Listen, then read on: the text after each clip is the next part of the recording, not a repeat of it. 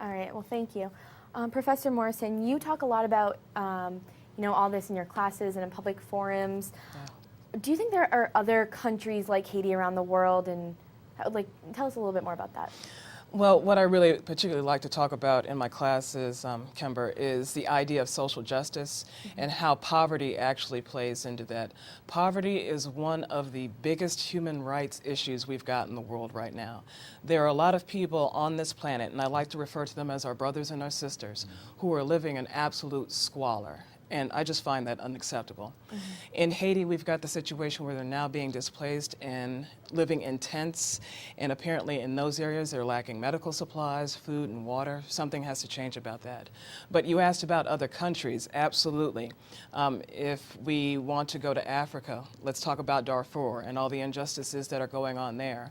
And a lot of people are living not only without the resources that they need, but also they're living in fear because there is no sense of safety for a lot of people that live there. Yeah. We can go to Thailand, where you have a lot of families and single women that are living in poverty and really cannot support themselves, and unfortunately have to debase themselves in ways that are unfortunate in order just to provide a living for themselves and their family.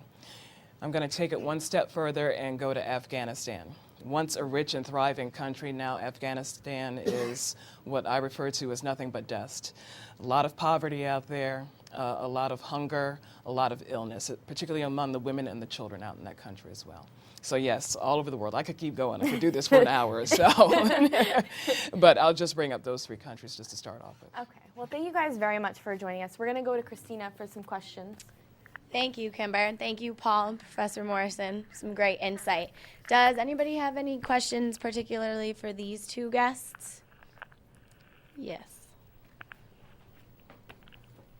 Evie, if you could just stand, please. Well, my father's actually from Leogane, and I was wondering how bad did it hit Leogane, because when we watch the news, we mostly notice Port-au-Prince. So how badly did it hit, that area? Again, most of the media focus was on Port-au-Prince. Obviously, it's the capital. Yeah. The next day, as we were driving out to Leogane, the closer we got to Leogane, the devastation was actually much more intense. In Port-au-Prince, I would say that probably 30% of the buildings were totally down. Another 30 to 50% were very severely damaged. As we moved toward Leogane, it got to be 30, 40, 50%. Any structure that was concrete, especially if it had a concrete roof, was pretty much flat as could be. It was very, very devastating.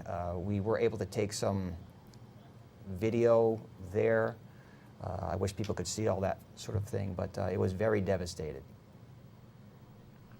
Thank you. Does anybody else have any questions? Yes. Can you just talk a little bit about, just in terms of this earthquake kind of crippled the bourgeoisie, the aristocrats, and the poor. Let's talk about how this may be an opportunity for everyone to kind of rise up on the same level. Would you like to handle that? Or? I'll let you handle it Okay. first. All right. I think that's an excellent question. Yeah, the Lord has said that we are all equal. It doesn't matter if you're rich or poor or black or white or whatever. I think it's a great field leveler. When your child is sick and dying on the ground, I don't care if you're rich or not. I'm really hoping that this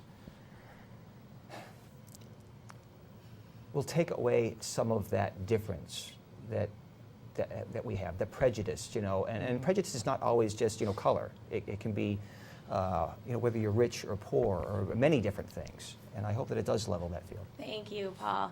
Now we know Evie wants to wrap up with one last comment. The senior class and student activities, we're actually working together, and we've started with the collections, and so far it's going pretty well. But we're actually starting step 2 after break. So just keep in contact with student activities, and you guys will be more informed if you guys want to help from the Curry community. Great. Thank you very much. All right, well, I want to thank everyone for joining us today. It's important that people just keep helping and keep on with everything, and all your stories were inspirational, so I think it really helped everyone. So thanks everyone for watching and listening. Again, the number is at the bottom of the screen that you can donate to. And we leave you with this music video. We're following this earthquake in Haiti, a 7.0 magnitude in only about 10 or so miles from the capital of Port-au-Prince. Houses are completely demolished along the side of the road. There are injured people bleeding, sitting on the side of the road.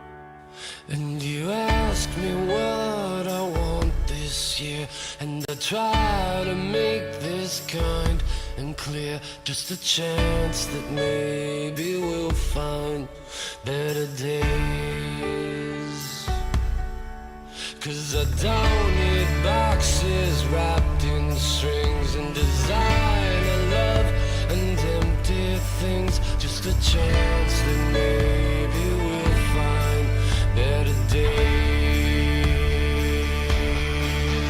So take these words and sing out loud, 'cause everyone is forgiven now. 'Cause tonight's the night the world begins again.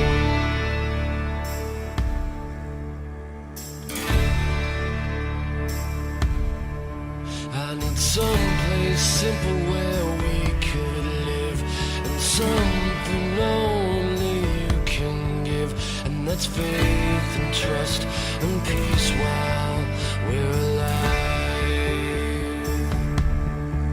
And the one poor child who saved this world, and there's 10 million more who probably could, if we all just stopped and said a prayer for them. So take